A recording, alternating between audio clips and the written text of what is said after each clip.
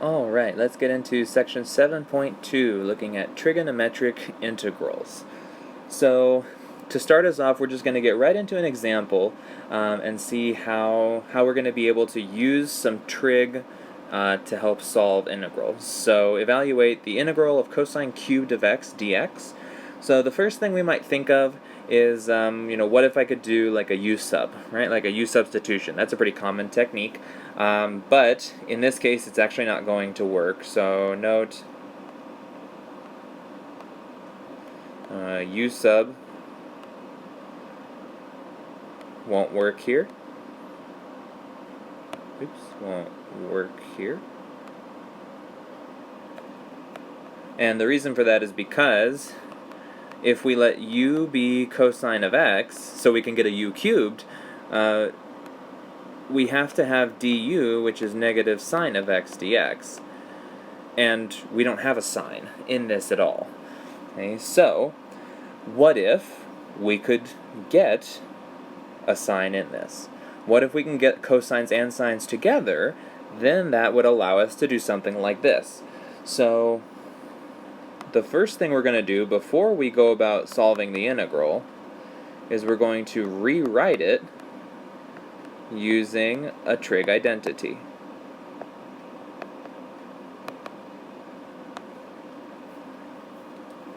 Okay, and that trig identity, so we have cosine cubed of x.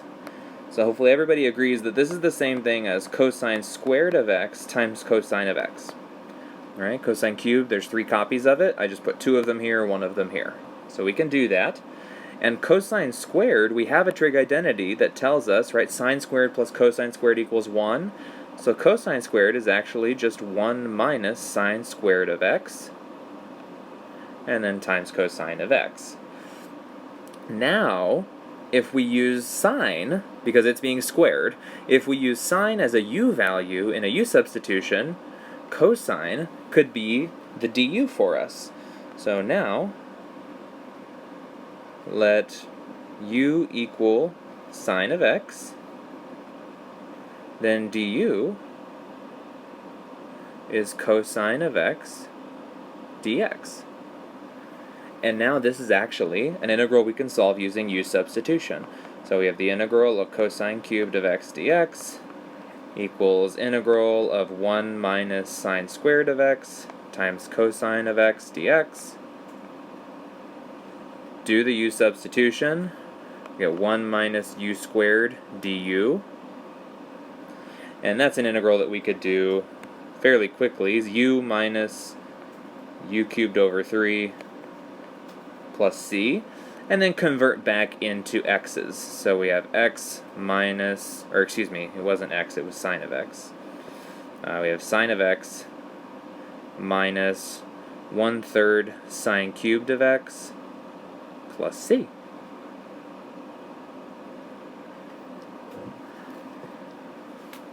So we were able to solve this by using a trig identity and then just a u substitution, which at this point, hopefully you're feeling comfortable with, because that is again a Calc 1 technique of integration. So this is going to be a common pattern that we see occurring in particularly this section, but in a lot of trig integrals, where we use substitutions and identities to make the integral into a form that we can then work with more easily.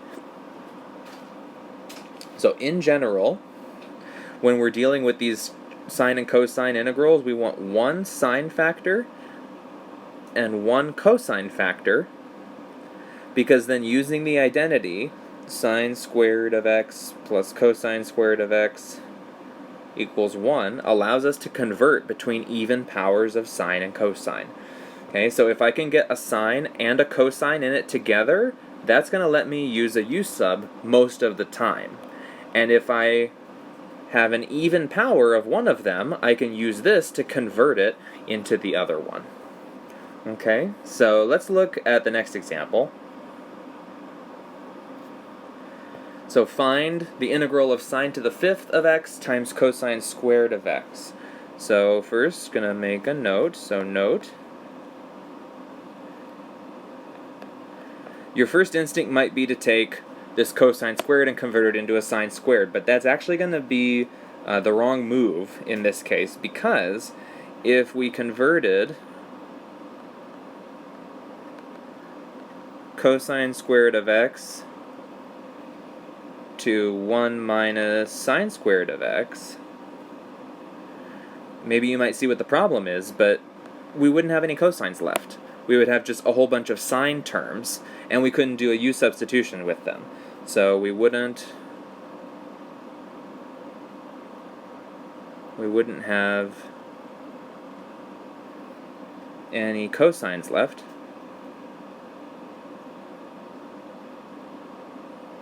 For the u sub.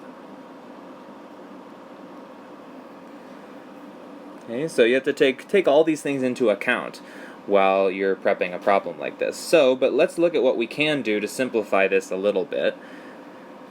Okay, so we have sine to the 5th of x times cosine squared of x. I can, however, get rid of some of these sine factors. So this is going to be sine to the 5th is the same thing as sine to the 4th times sine, right? Sine to the 1st, and then times cosine squared of x. Sine to the 4th, if you're thinking, how can I get sine squared out of that? Well, anything to the 4th power is just a square squared, right? Because you get the 2 times 2 there. So this is sine squared squared times sine of x cosine of x.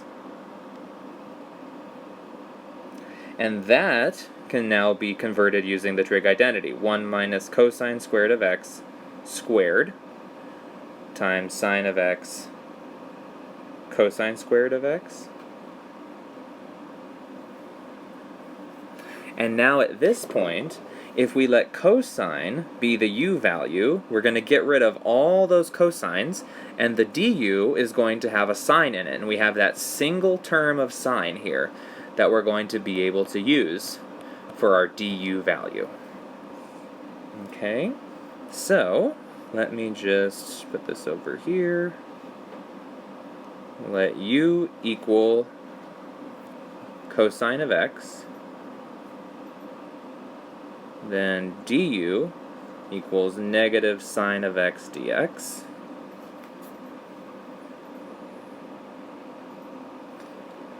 So let's do some integration here. So integral sine to the 5th of x cosine cubed of x dx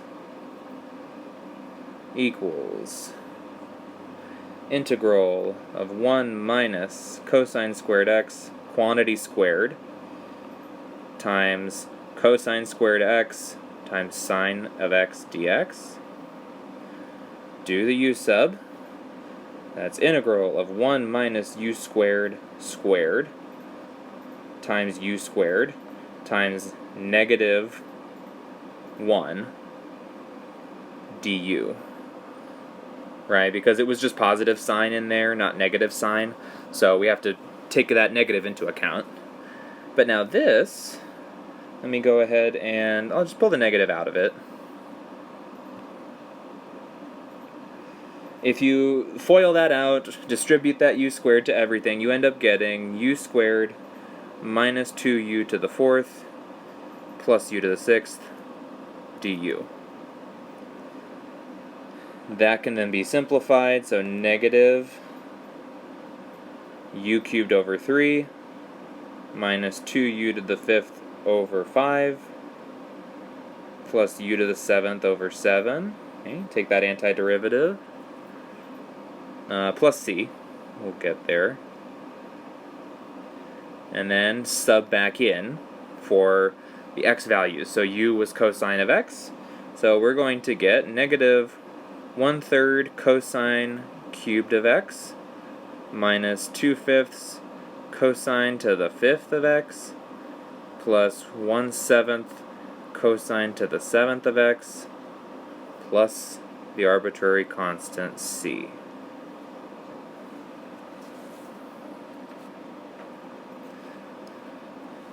All right. So a nice strategy for integration here. that we can use whenever we're dealing with more complicated ones in terms of sine and cosine. Okay, now, so note, this strategy works generally when there is an odd power of sine or cosine, so we can make a substitution. When the powers of sine and cosine are both even, this strategy won't work. In that case, we can utilize the half-angle identities. So if you go back and look, right, notice we had an odd power of sine, and what happened was I was able to turn the even portion of it into cosines using the identity, and I had one sine left over. That was that odd power. But in other cases where it's all even, we don't have that one leftover power. So that one leftover term won't allow us to do u subs with it. Okay? But we can utilize things like half-angle identities. So in this next example, we have the integral from 0 to pi of sine squared of x dx. That's going to be using this half-angle identity, 1/2 times, and I went ahead and pulled the 1/2 out already, 1 minus cosine of 2x, integral from 0 to pi dx. And then we can integrate that, okay, because this is just basically undoing the chain rule here. So we get 1/2 times x minus 1/2 sine of 2x from 0 to pi. Again, that 1/2 undoing that times 2 inside the trig function. You could also set up a u sub for that if you wanted to. Just set up a u sub where u equals 2x, and then you'd get that. So this is 1/2 times, we have pi minus 1/2 sine of 2 pi minus 0 minus 1/2 sine of 0. Sine of 2 pi and sine of 0 are going to be the same thing. They're going to be 0. So all we're left with is 1/2 times just pi. So this is just pi over 2.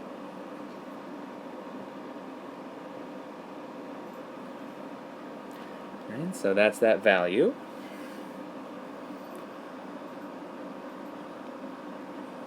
Okay. If we look at the next example down here, so bear in mind this other half-angle identity. We're going to come back to that in a second in this example. Find the integral of sine to the 4th of x.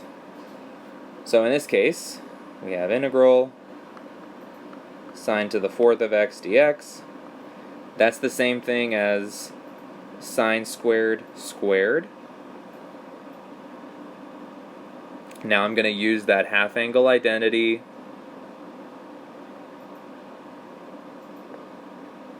here,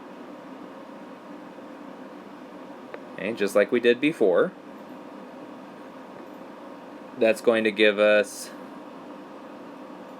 1/2 times 1 minus cosine of 2x squared dx.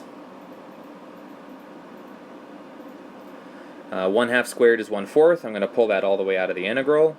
FOIL out that remainder that's left in there. 1 minus 2 cosine of 2x plus cosine squared of 2x dx. And then this we're going to have trouble integrating, so we can come up here and use this half-angle identity to get rid of the cosine squared. But in the problem, the input is 2x, which means that when we double it, it's actually going to become 4x in the new term. Okay, so you can see that down here.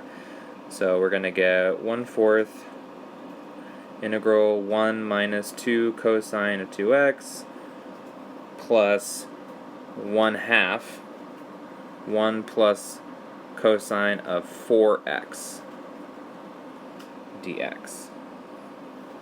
And again, it's 4x because it was 2x, and then it gets doubled in the formula. Okay, and then let me just distribute that 1/2, combine any like terms we get. So we have 1/4 times, we end up getting 1 plus 1/2, so that's 3/2 minus 2 cosine of 2x plus 1/2 cosine of 4x dx. And we get 1/4 times 3/2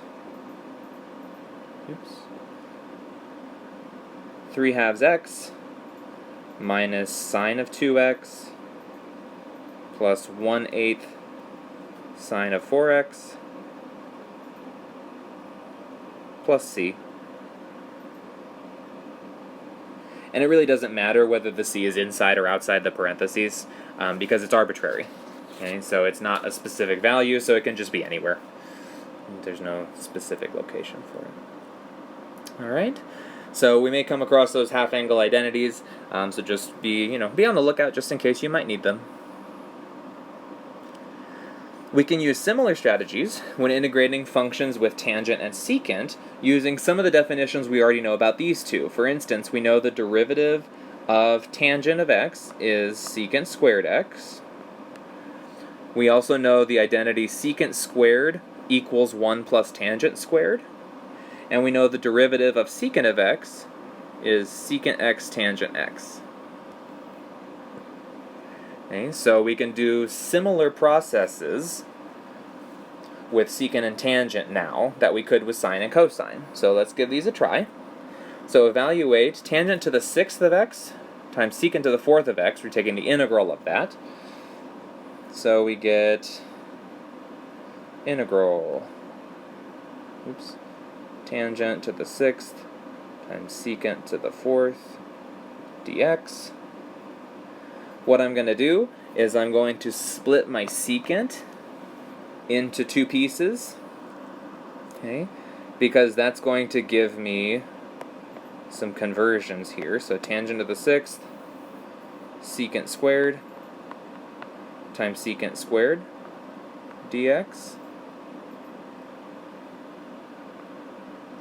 The reason I'm doing that is because this secant squared can get converted into tangent values. That can be my u value in a u substitution, and the derivative of the tangent is the secant squared. Okay, so we just basically created a version of this where we can get all tangents and their derivative shows up in the form of that secant squared.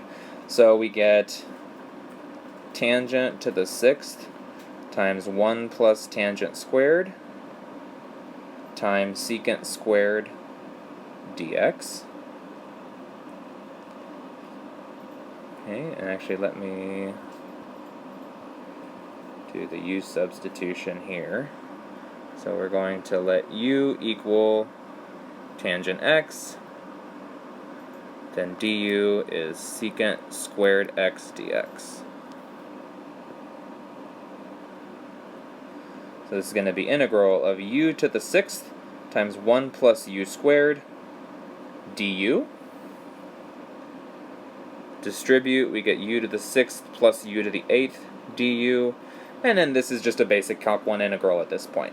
So you can see a lot of our goals in these sections is just to get all of these problems into a form that we can integrate using Calc 1 integration. And that's what a lot of these kind of tricks do. So I'm converting back into x's now. And that's the value of our integral.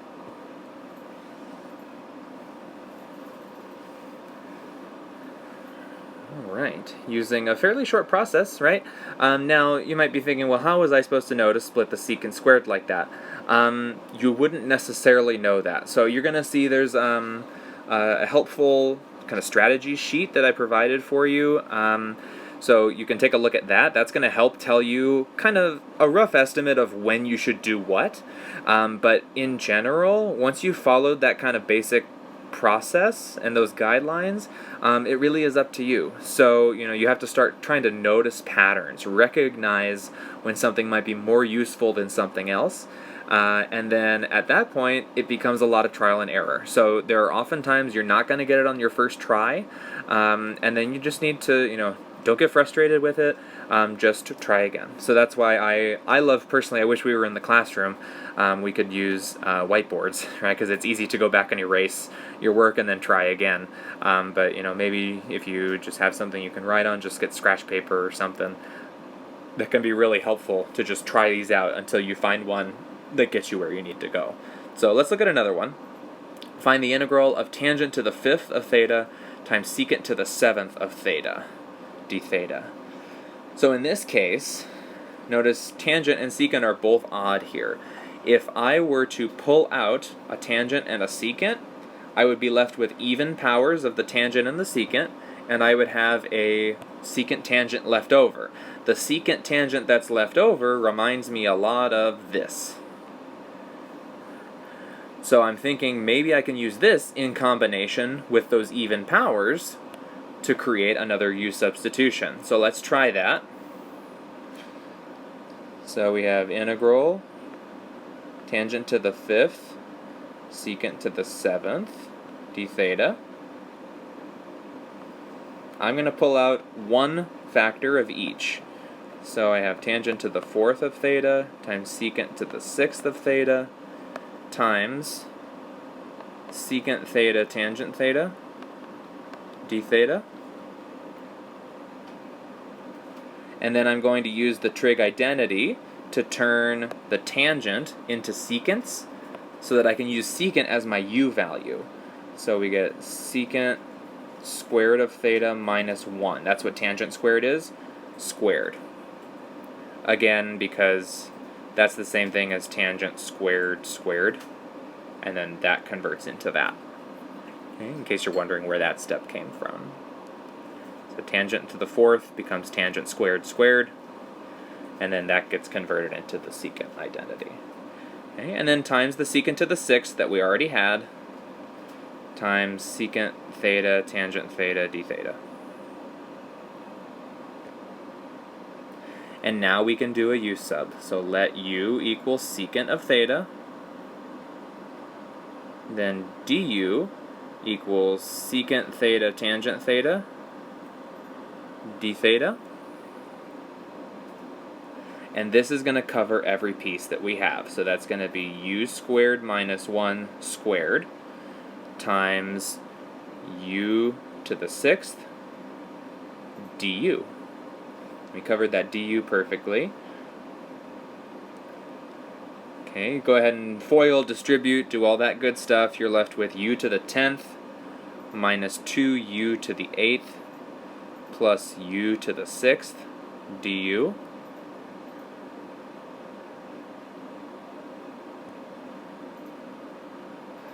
And that is going to give us u to the 11th over 11 minus 2 times u to the 9th over 9 plus u to the 7th over 7 plus c. And then convert it all back in terms of theta. So we have 1/11th secant to the 11th of theta minus 2/9 times secant to the 9th of theta plus 1/7 times secant to the 7th of theta, and then plus that arbitrary constant.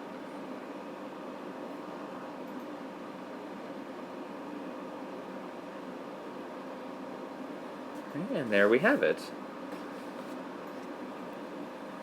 So, as you can see, there is no one-size-fits-all for all of these. Like I said, that strategies form is going to be helpful for you in identifying what you might want to try in different situations, depending on what the powers are of the sine, the cosine, the secant, the tangent.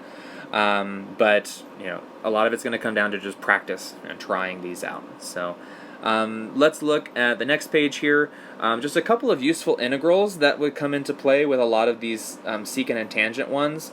So the integral of tangent is actually ln of the absolute value of secant of x plus c, and the integral of secant of x is ln of absolute value of secant x plus tangent x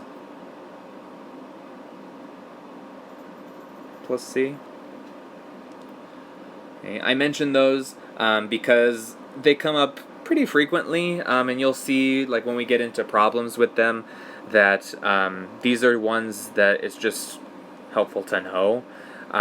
This isn't something that I would necessarily need you to memorize, because they're a little more obscure, but if you just have them kind of in your back pocket, just ready to use in case you need them, you'll see in the next problem that it'll be helpful just at the end of these problems oftentimes. So, okay, so let's look at this next one. So find the integral of secant cubed of x dx.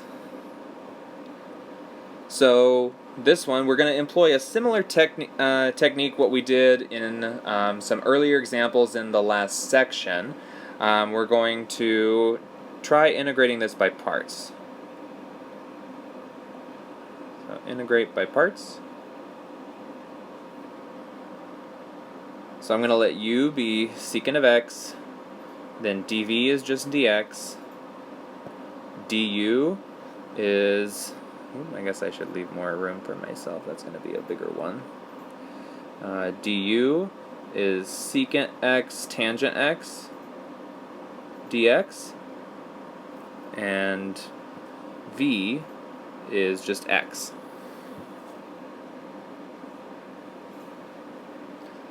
Okay, so let's try that technique and see if we can simplify down this cubic power of secant. So we have integral of secant cubed of x dx.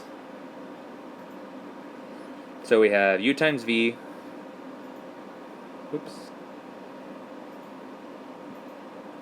oh, I'm sorry, I was looking at the wrong place. I'm actually going to pick different values for my v and my dv. I want, yeah. So, apologies, let me rephrase this. So when we're looking for secant cubed, I picked my u value to be secant, but I didn't cover the other two copies of secant. So I'm going to have dv be those two copies of secant. So secant squared x dx. Okay. And the reason we're doing this is because the antiderivative of those is tangent of x. Okay, so let me write these out a little nicer here. So dv is secant squared x dx, and then v is tangent x. There we go, that's better. Now we've covered everything in this integral. Okay, so we've got the secant cubed dx all covered at this point. Alright, so now we go u times v, which is secant x tangent x, minus the integral of v du, so secant x tangent squared x dx, right? V du, there's two copies of tangent there. So this is going to equal secant x tangent x minus, I can convert the tangent squared into secant squared minus 1. Okay, and this one, the steps that I'm taking, you might be thinking, well, why would I know to do that? You wouldn't necessarily know, especially on one like this. This one's a little bit tougher. This one's more of a challenging problem. That's why I like doing it together, so we can watch the process kind of unfold together as a class. So this gives us, if you distribute that, secant cubed minus secant. I'm going to split that into two integrals, and I'm just going to do that in this step. So minus secant cubed of x dx, and then minus secant, but it was already being subtracted, so it becomes plus integral of secant of x dx. Now look at what we have. So on this next step here, I have the integral of secant cubed of x dx equals secant x tangent x minus the integral of secant cubed x dx plus the integral of secant x dx. This is similar to one that we did in the last section. I have secant cubed that I'm solving for over here, but I also have another factor of secant cubed over here. And I can't solve it right? Because that's what I'm solving for. So this process would just go on forever, getting more and more secant cubes as we go. What I can do is add this over to this side, just like we did in the last section. And on this side, we're going to have 2 copies of the integral of secant cubed of x dx. And on this side, all we're left with is secant x tangent x plus the integral of secant of x. And now, all we have to do is divide by the 2 and determine the integral of secant, but the integral of secant we already know from up here. So you can see this integral of secant, it's not going to be like a crucial step in the middle of a problem. It's going to be right towards the very end when we're ready to solve it and we want a final answer with no integrals in it. Then that's when we need to whip out the definition of the integral of secant. So we have integral of secant cubed dx that we're solving for. That is 1/2 secant x tangent x plus that integral is the ln of secant x plus tangent x, okay, in the absolute value. Okay,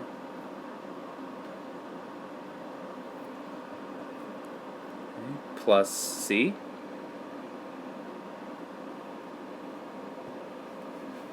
And there we have it. So we have our solution found again using this kind of alternate technique, kind of sidestepping some of the integration in order to get to our solution a little more creatively. So really nice solution there. Okay, so like I mentioned, it mentions at the bottom of the page, review the strategies for trigonometric integrals sheet for extra assistance on this section. It's going to be particularly helpful to reference when you're doing like your homework, things like that.